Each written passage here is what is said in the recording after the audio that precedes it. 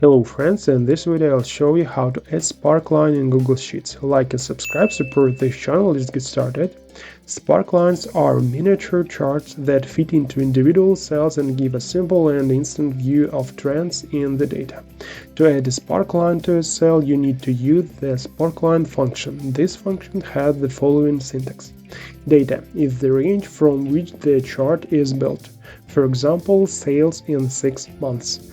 And options for customizing the chart. If you don't add anything else, you will get a line chart by default. Now let's look at some of the customization options for this function. The first option, chart type, which includes the following types of charts. Line is the default chart.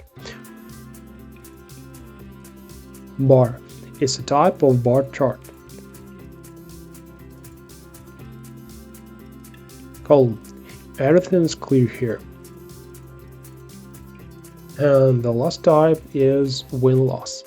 This is a special type of chart that shows either a positive result or negative one.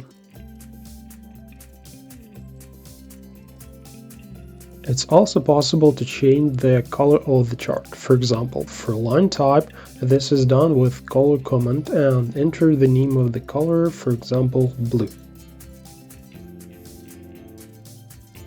We can also change the thickness of the chart lines by using the linewidth command, and then enter a numeric value for the line thickness, for example 5.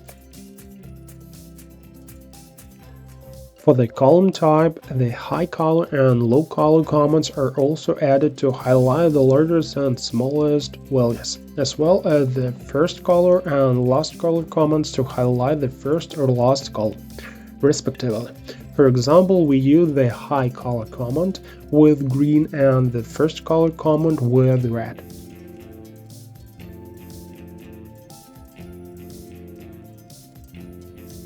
All these commands are also suitable for the Winloss type.